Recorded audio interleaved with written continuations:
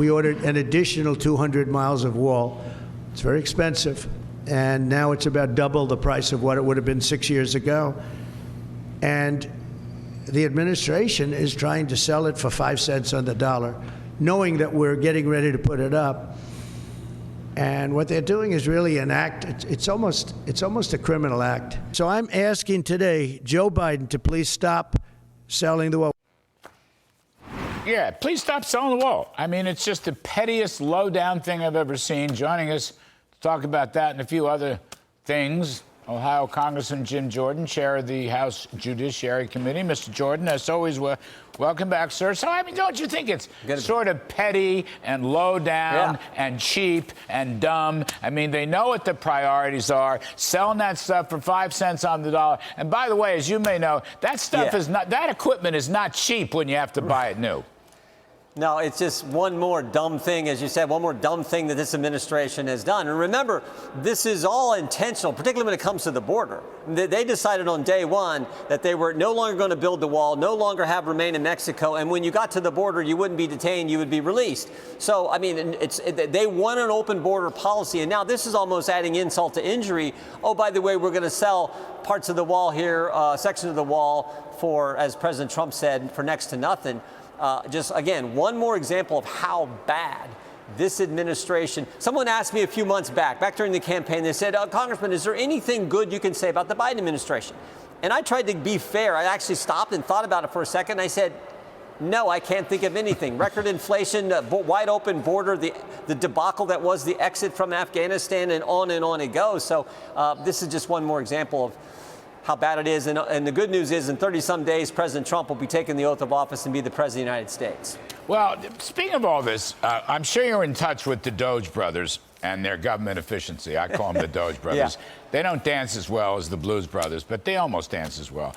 Don't you think government bureaucrats ought to show up for work? Like, you can't work at home, work in the bathtub, work on your gym, work on your abs. Instead, you should come to work. And if you don't want to come to work, maybe you should lose your job.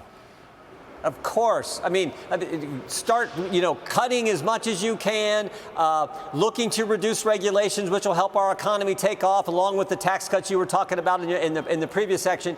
But then show up to work, for goodness sake. Of course, you're more productive when you show up for work. I think, what is it? Less than half the people who work in the federal bureaucracy actually come to work here in D.C. They're all working remote from Maryland or Virginia or wherever they happen to be. So, yeah, of course you got to show up to work. Everyone knows you're more efficient. You're better when you do that.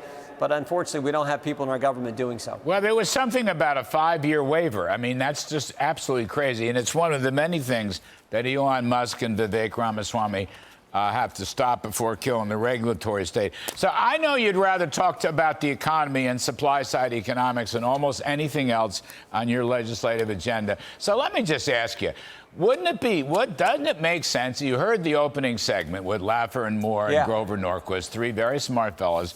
I mean, wouldn't it make sense to put it all into one big reconciliation package? I knew you were going to ask. Do the liquid gold, do the border. I'm all for the border. But why don't you extend the tax cuts? Don't delay them. Well, I'm for getting it all done. I don't care. As I said before, I don't care if it's 1 or 2. I want to do what we told the American people we were going to do, what they elected us to do. Let's get it done as quickly as possible. And whether that's a 2-part strategy or a 1-part strategy, I don't really care. I think it's already the horse has left the barn. I think it's going to be 2 parts, 1 early. But that doesn't mean you have to delay the second. You get after the second right away. Pass the first. Give President Trump the resources he needs to secure the border. And then get on with the tax cuts and get those done as quickly as possible. I think that's where we're headed. So let's just make sure we get it done to get our economy moving like we know it was back when you were working in the White House, when you were doing these great supply side tax cuts. Let's get back to those as quick as we can. Can you actually think about, I mean, this is a legitimate question. So some people are saying, and Mr. Thune has agreed to come on the show, so we'll talk about it. And he's a good guy. None of this is personal. This is a question of legislative strategy. If you can get the first reconciliation bill done, I don't know, in 30 days or 60 days. I'm not sure you can. You only got 1 or 2 votes there, a majority. But suppose you can. Can you get a tax bill out by July 4th? In other words, by the Independence Day holiday, could you put a tax bill in front of Mr. Trump so he can sign it? Boy, I sure hope so, and that would be the objective. That would be the goal. You know how Congress gets. Sometimes you get in these skirmishes, and I understand. I've been around this business for a while, but I think you have this momentum behind us in light of what the people said on November 5th, and of course you have President Trump, who everyone knows is coming in to fix things and change things and put back in common sense policies. So I do think we can get it done that quick, and that's certainly our objective. Well, I don't mean to obsess about it, but I suppose I am obsessing about it. But I don't know how many bites out of the apple. I mean, you know, Jason Smith's a real smart guy, Ways and Means Chair. He sure is. And he's very worried about how many bites of the apple you're going to get. You've never had two successful reconciliation bills in history. And again, you've only got a very thin, razor-thin majority in the House. You're right, the die may be cast, but I'm sort of giving this rear guard thing. Jim Jordan, last question. I hope we do three. I mean, we have the potential to do three. We got each of the fiscal years, and we're kicking one into next year. So 25, 26, and the 27 fiscal year, we got a chance to do three reconciliations and really get things done for the American people. So let's use all three if we can, but let's do it as quickly as possible. All right, all three. Don't you think it's terribly, terribly important that Kash Patel be the new FBI director after all the stuff that's come out about Ray and the, I'm sure the field agents are good people and so forth, and they're the old G-men fighting crime. Yeah. But it's been, left-wing corruption at headquarters now for too many years.